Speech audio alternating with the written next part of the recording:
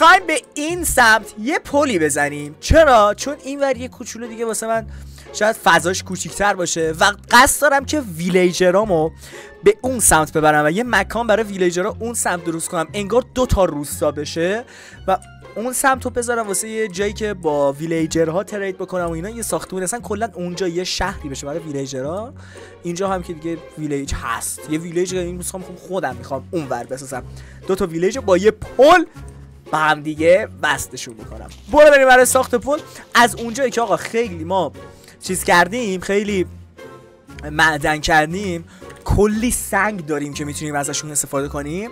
من میگم پلمون رو باید سنگ و چوبی درست بکنیم، یه چیز جالب و باحال در بیاد. و چه سنگایی میتونیم استفاده کنیم؟ از این سنگ و از این سنگ ها. منتهای عمل بچه این سنگ ها رو باید بپزیم، اینجوری خالی نذاریمشون، جذاب نیستن واقعا.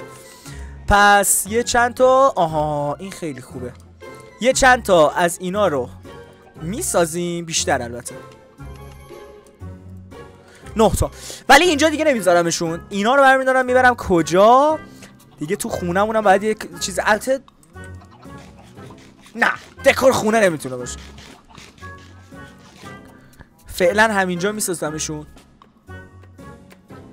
اینا برای ساخت خونه تمام. خب زغال میخوایم. فکر کنم این میزان سنگی که دارم باید کافی باشه واسه ساخت پل.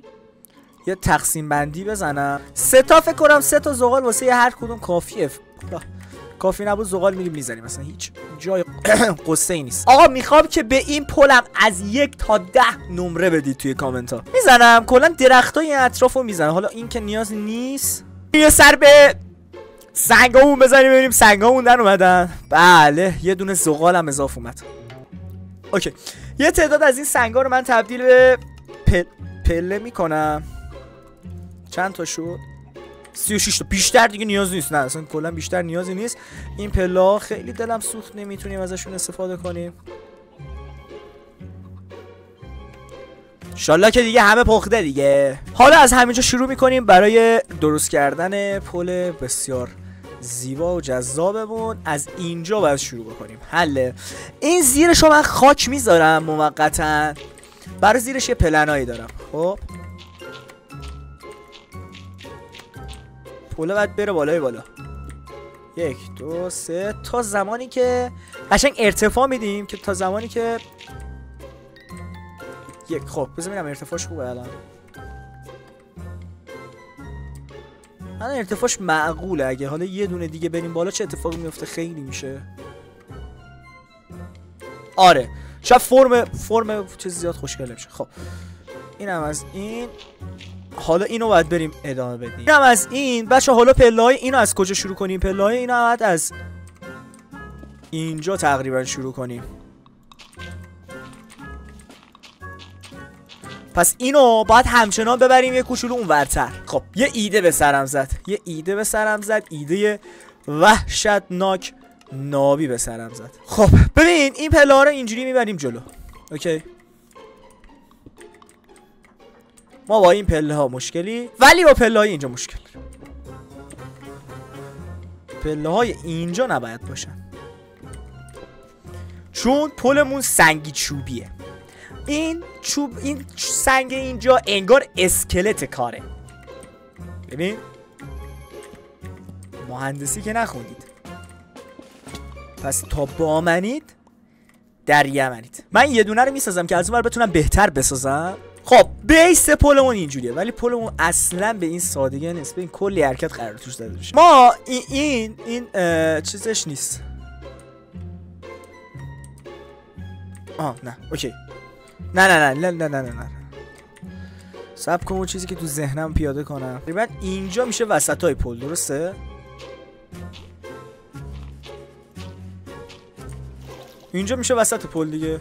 حالا ما چه حرکتی میخوایم بزنیم؟ بذار اول من برم بخوابم. روزه برو. آی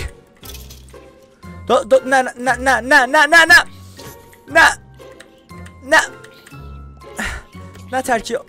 آخش برو خونتون بابا، خاک بر سرت بشه. اینطوری بره. بله عالیش، دقیقا همین چیزی که تو ذهنمه. خب اینطوری بره. اشتباه دیگه داداش، اشتباه، ما اینجا اشتباه پذیرا نیستیم.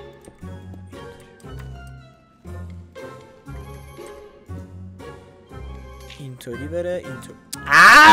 بریم یه نگاه از دور بندازیم و عالی شد. عالی شد، دقیقا اون چیزی که در ذهنمان بود. حالا دستا به بالا.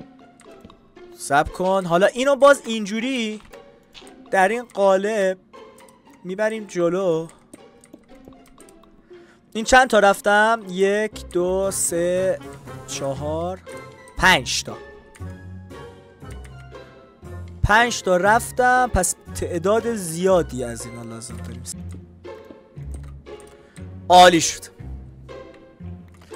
عالی شد و حالا میریم سراغ چی؟ حالا میریم سراغ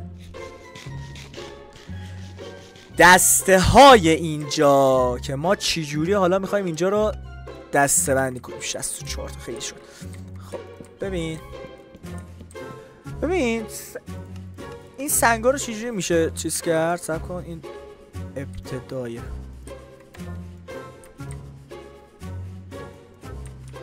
اینا رو میشه حالت پله مانند درست کرد؟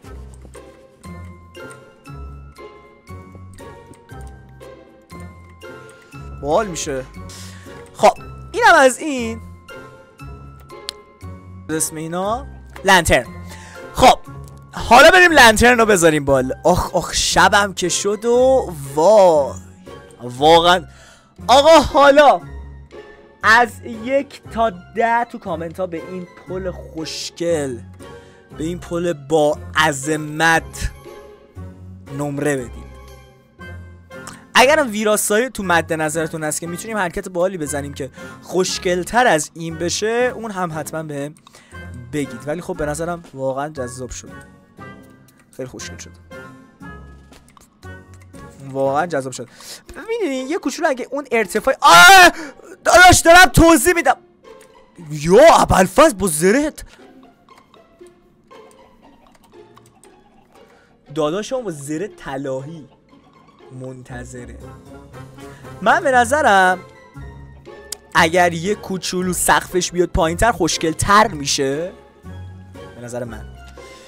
ولی الانم واقعا خوشگله و واقعا دست بریزاد بر این ایده، دست بریزاد.